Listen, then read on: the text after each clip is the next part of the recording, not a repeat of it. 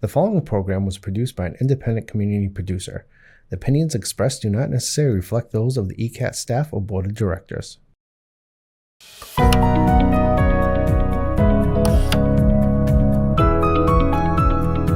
Lighting for ECAT production provided by the Avery Lee Williams Family Foundation.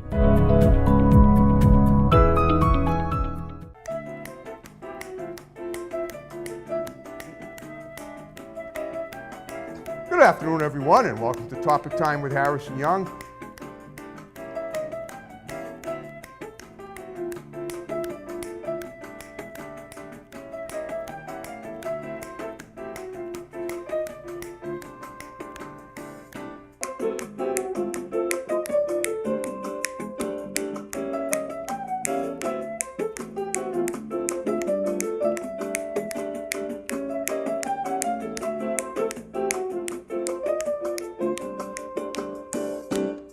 Good afternoon, everyone, and welcome to Topic Time with Harrison Young on this June 19th, and I want to thank one of the staff members here who came in and at this ordinarily closed TV station.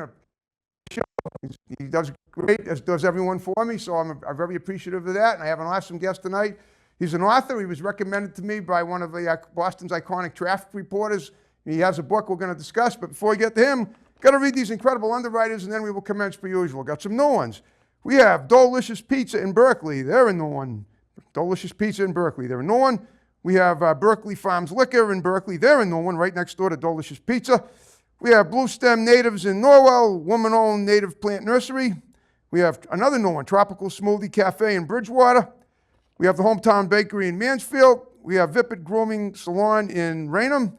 We have Ashley's Greenhouse in Berkeley. They're a new one. We have the Cornerstone Barbershop in Pembroke. We have Weird Dogs in Taunton. Great to have them back. Weird Dogs in Taunton. Weird Dogs in Taunton. We have Manny's Auto Repair in Taunton. Great to have him back. We have Bogey's Indoor Golf in Norton, featuring virtual courses, driving range, golf leagues, private tee times, private lessons, memberships, parties and events, food and beverage. We have New England Floorscapes in Middleborough. We have Shinnick Auto Body and Repair in Lakeville. We have Madigan Land Surveying in Middleborough. We have Lynch's Towing, Auto, Cycle, and Truck Center in Brockton. One number for towing, one number for projects. My pal Lynchy there is always in search of new scrap metal, wheels, anything to do with transportation. He handles it all. We have Grip It and Rip It Sports and Trading Cards in West Bridgewater. We have Diesel Plus Unlimited in Whitman. We have Mulberry Frozen Yogurt in Raynham. We have Vineyard Farm in West Bridgewater. We have Hartley's Jamaican Restaurant, delicious Jamaican food in downtown Brockton.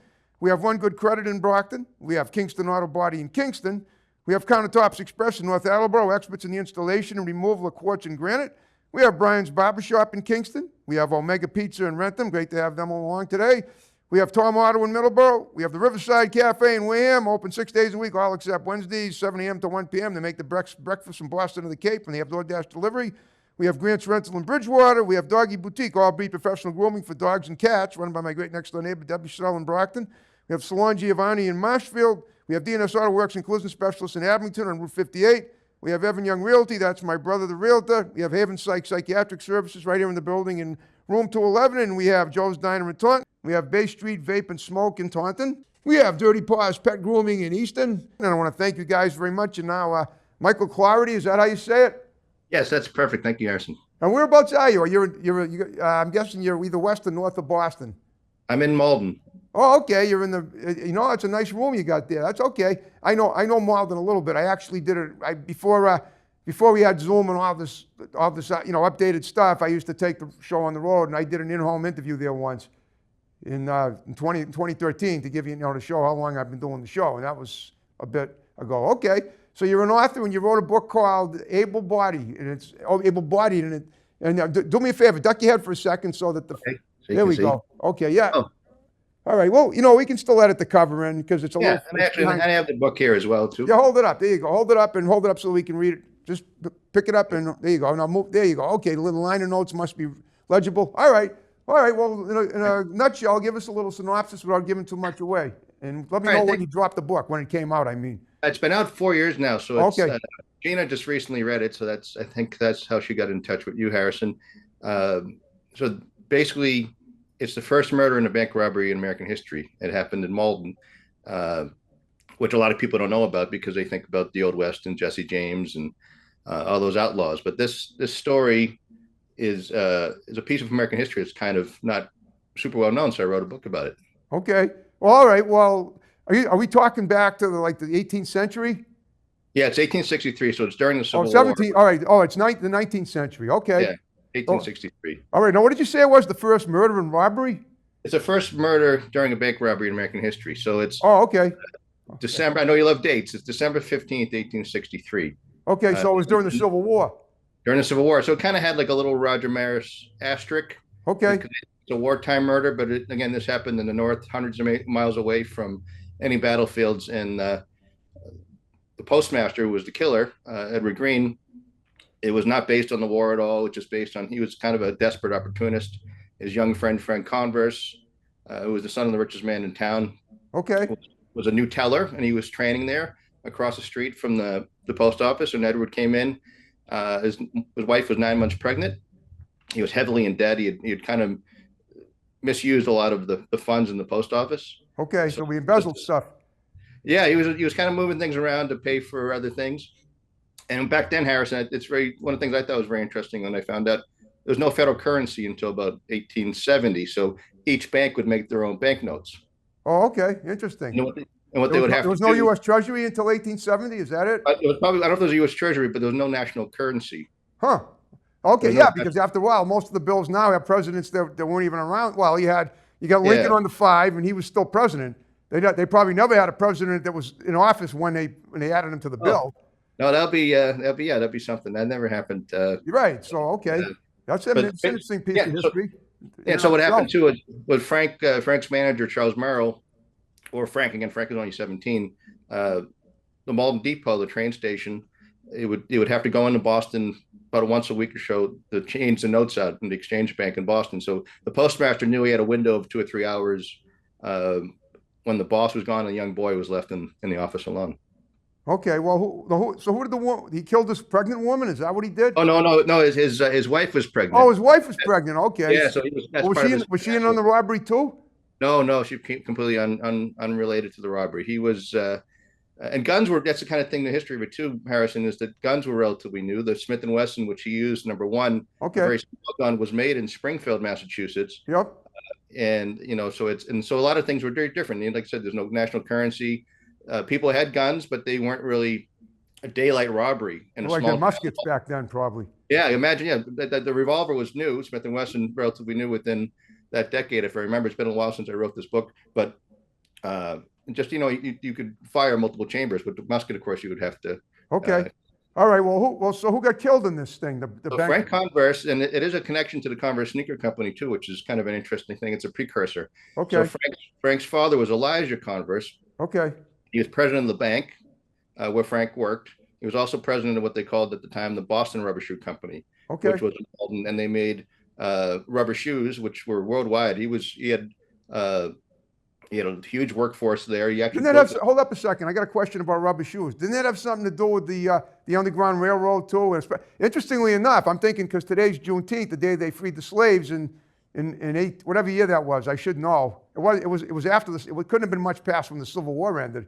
Well, the emancipation that President Lincoln did happens during the course of the book. So the book is. Oh, okay. So you're actually covering that very day in that book. Juneteenth's interesting because Juneteenth, to my knowledge, was basically in Texas. The slaves there were unaware of the freedom, so they heard about it later on, and so then they. I don't want to. From my knowledge of it, they then realized that they were free. They didn't know right away in Texas. So that's what they're. All right. I forget. You just said the thing took place on December 15th, and today, so it was a totally different deal. Okay, I was just wondering about the rubber shoes. It just made me think of people using rubber shoes to be to escape the slavery in a quieter way. But that was just a theory I had. I guess I was wrong, but that's okay. Okay, yeah, and I'm unsure of that, Harrison. But so the connection with the Converse sneaker company that's worldwide that everyone knows, the Converse All Stars, the Chuck Taylor All Stars, the basketball that was used from the inception of NBA up through the 1980s with Magic and Bird, and then Jordan came in with the Nikes, and then all kinds of sneakers came in. Okay. So what happened with Elijah was when his firstborn son is killed. Later on, he does have a much younger son, and as he becomes an older man, Elijah becomes the first mayor of Malden as well. He builds a library in honor of his slave son. Again, Frank is killed in 1863. The library is opened as the Frank Commerce Memorial Library, which is the Malden Library, in 1885. Okay, so 22 years. And as Elijah gets older and is, some of this, the story, I think we kind of discussed, I started this as a nonfiction book with lots of research and hundreds of newspapers from the time period, genealogy of the people involved, census records. And then as it took so long for me to write, I fictionalized parts of it with dialogue and so forth. Okay, how long did it take you to write the book? This book took about 8 years. Wow. Really. It took a while. What is it? Is it like 300 pages?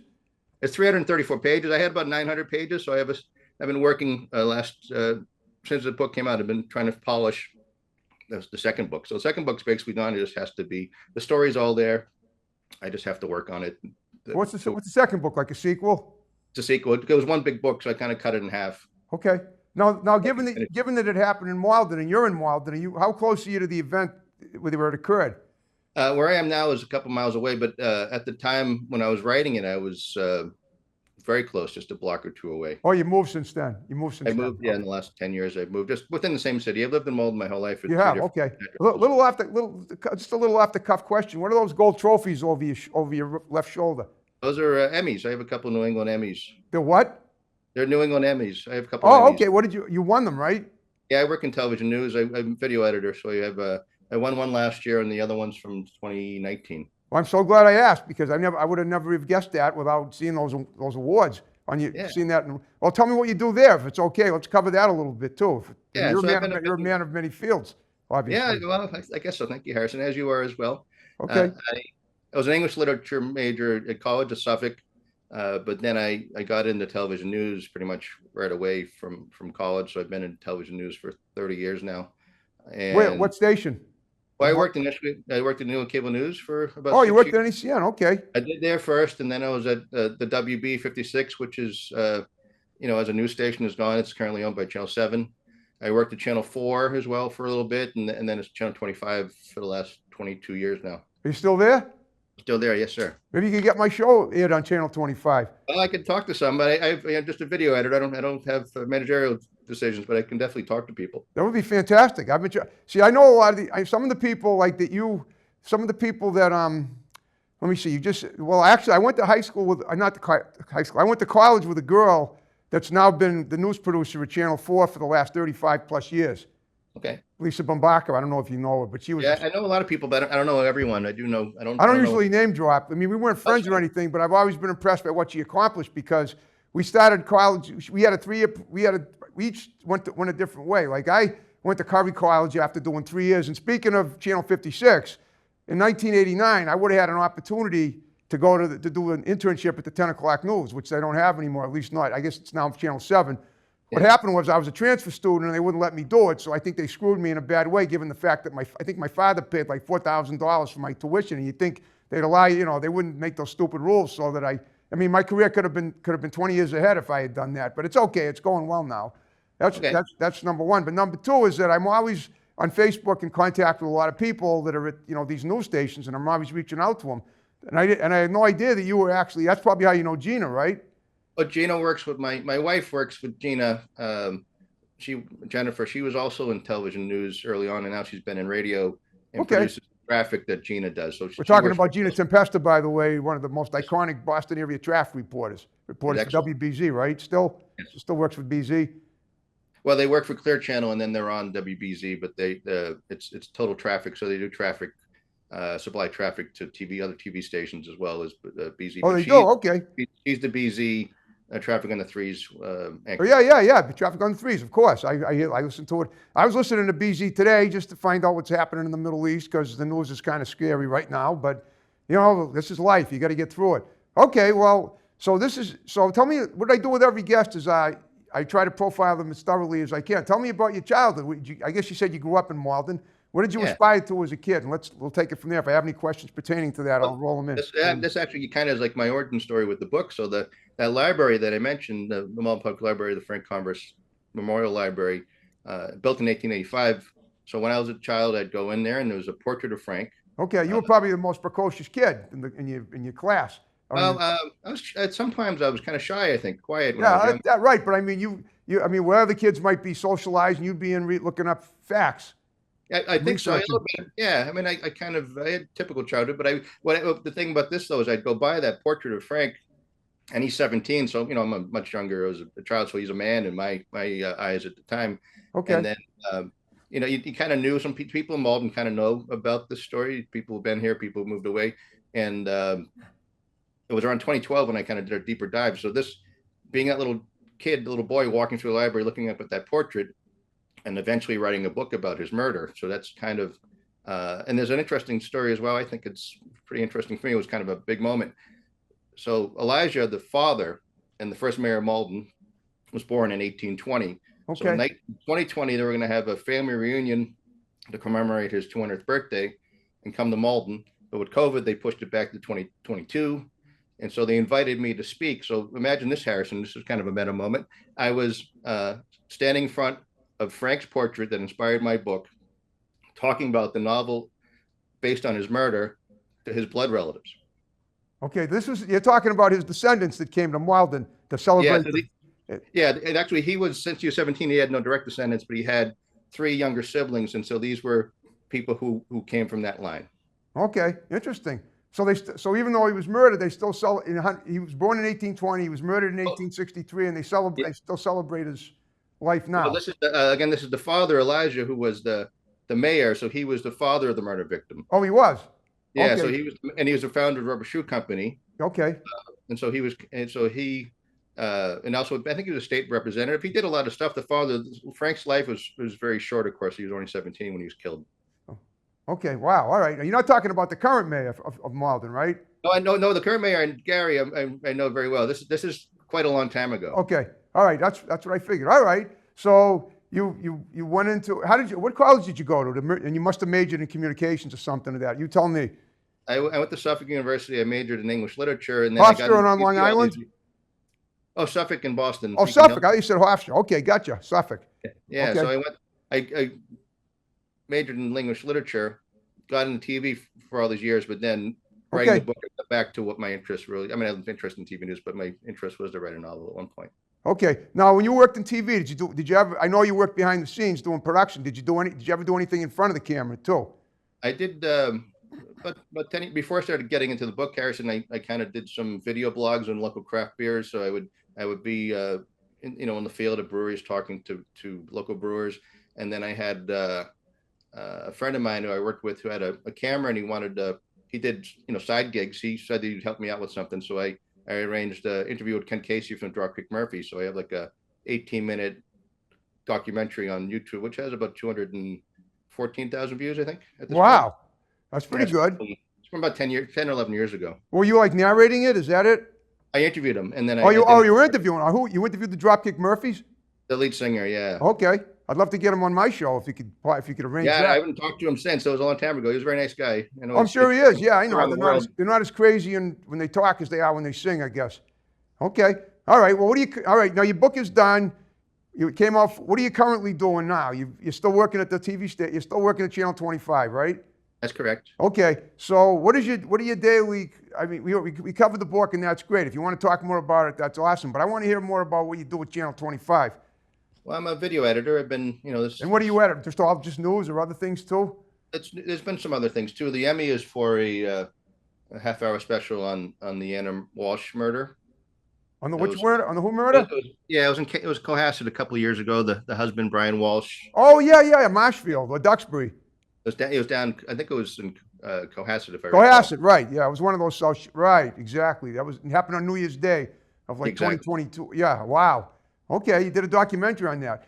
Just curious. Like a half-hour special. Did you have any? I assume that you were pretty busy, doing the Karen Reed stuff too, right?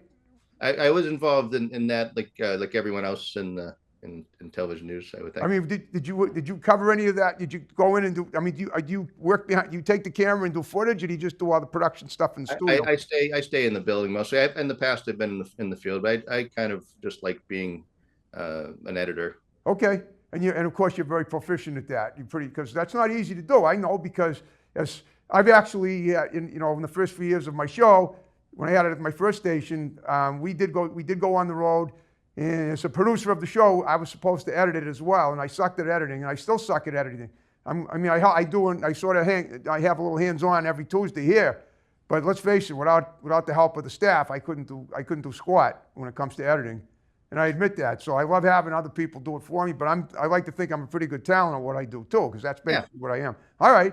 So what are your hours now? You just work 5 days a week? Yeah, I work 5 days a week. For a long time, I was working nights. Now I have kind of it's 10:30 to 6:30 or so. Well, how'd you end up getting off today? You're not at the TV station now. No, it's a holiday today. You're not working today. But that's right. It worked out. It worked out perfect. It did, yes. Yeah, but the station's still open. It's just that the people in the news. I mean, it depends on. Yeah, I just happen to have it off. I've worked a lot of holidays. I've worked Thanksgiving and Christmas and other holidays. I just happen to have this off today. Okay. Now, I'm just wondering. I like to find out how multifaceted my guests are. I already found out that you worked in TV, and I never would have known that if it wasn't for those Emmys that you have. Have you done anything else? Have you done acting? Have you done play music at all? Play sports? Anything like that? First two, no acting, no music. I played drums when I was a kid for a few months. I think I was. Oh, you played drummer? 9 or 10 years old. It's been decades, Harrison. But it was just for youthful something to do. I think I was 9 or 10 years old. Okay. Now you have a family. You married with kids and stuff? I'm married. We don't have any kids. I just have the dog I mentioned to you who's sleeping in the room. She's 17. Wow, that's great, because it's great when they live that long. And does your wife have anything to do with your work as well? Yeah, she works with Gina. She does. Gina. Okay. Yeah. Doing what? Is she a traffic reporter too, or does she? She produces the traffic for Gina, and when gives her updates if something happens. And okay, Gina doesn't actually ride around in a helicopter, does she? Oh no, they have someone else for that. Gina's in the studio, and you got to be on every 10 minutes. So it's right. I know that. I know how that works. Okay. Have you worked in radio too, or just television? Just television. Okay, well that's fantastic. Now, are you in the upcoming years or whatever? Are you planning on doing any more documentaries? I mean, now how often do you own that one interview you did about the Walsh murder? That was the only interview you ever did as an interviewer? Yeah, I didn't actually do that interview. I just edited that. You didn't actually talk to someone yourself, right? No, it's only the stuff I did with Ken Casey, and that was kind of outside of the television. No, just a personal project that I had. Okay, but would you ever consider? I suppose you're a handsome guy. You wouldn't consider going in front of the camera? That's kind of you to say. I have. Well, I'm supposed to be kissing up. After all, you are my guest, right? Oh, that's true. Flattery is always good, Harrison. Okay. I think I really have to finish the book I'm working on currently, and then everything else will. Maybe there could be some video elements of that. I've done some videos related to the book. Actually, the book has been an interesting. Now that's I'm talking to you 4 years after it came out.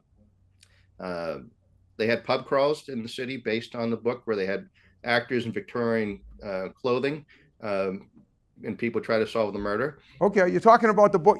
What are you talking about? The Karen Reed thing? Or are you talking about your book? No. I'm still trying to solve it. Okay.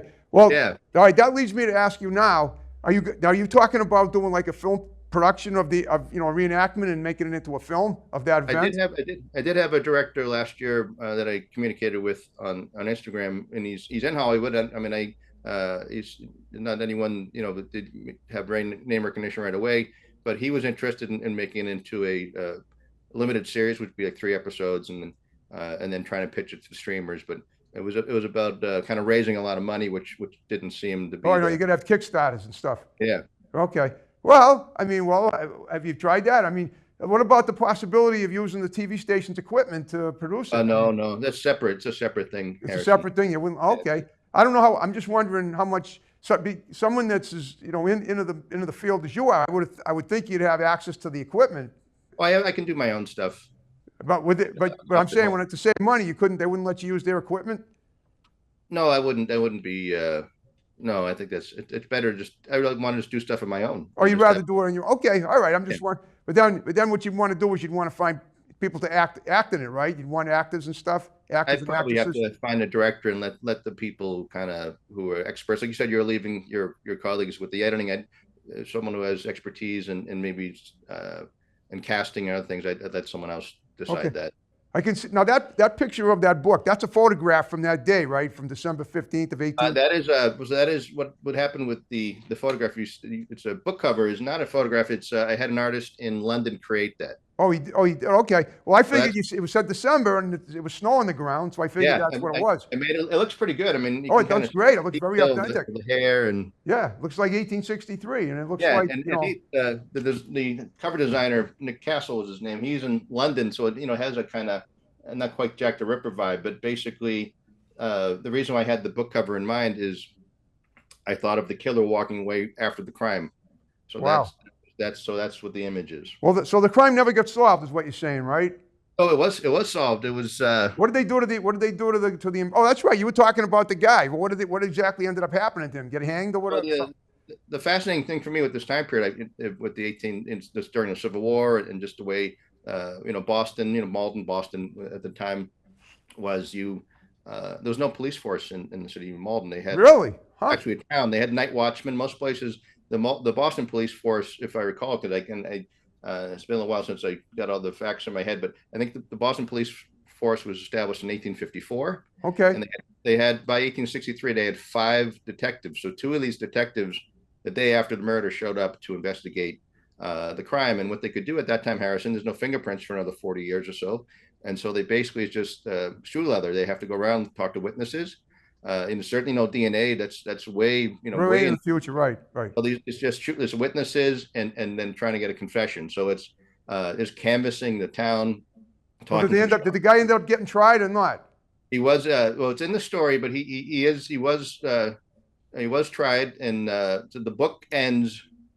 Again, this was very large book, so it had 900 pages, and they edited, cut it in half. I like to say, like King Solomon's baby. I cut it in half, and then worked on the first part with an editor, polished it before it was ready to go. So it ends at a certain point in the story, which I want to tell you, but again, I don't want to. All right, you don't want to give too much away. That's fine. I understand. Well, guess what, Michael? We're in the final 5 minutes of the show. I hope you had fun talking to me. I hope I didn't interrupt you too much.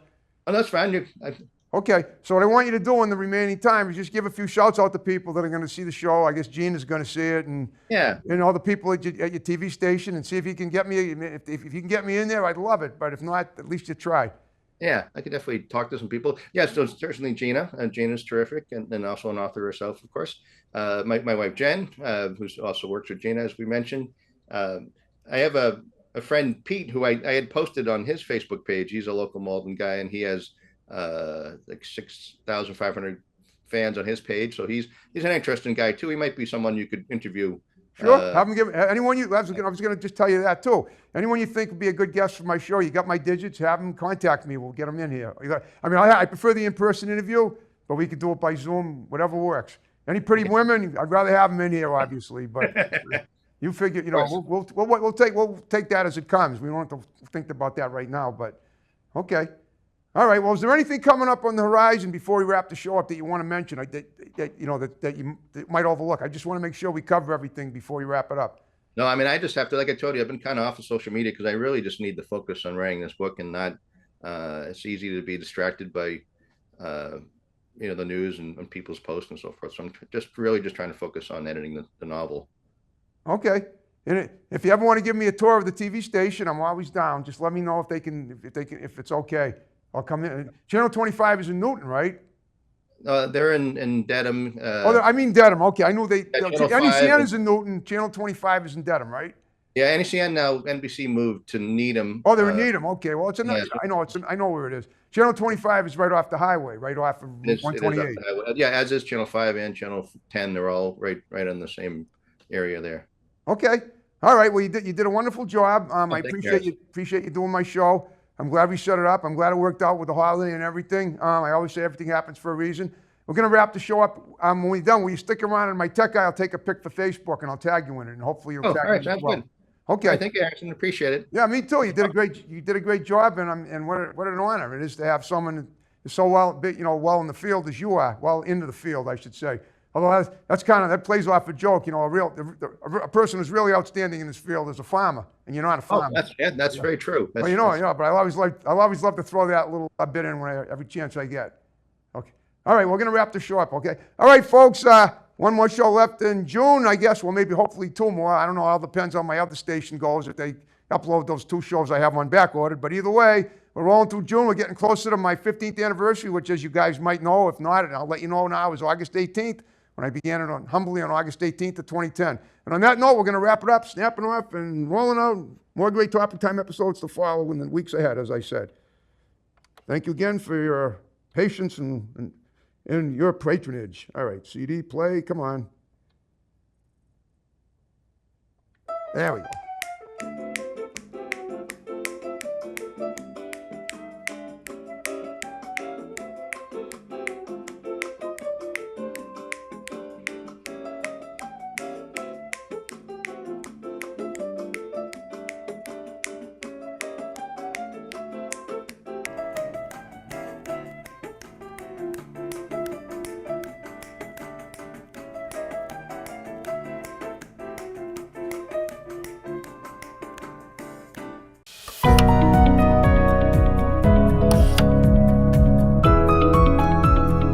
Lighting for ECAT production provided by the Avery Lee Williams Family Foundation.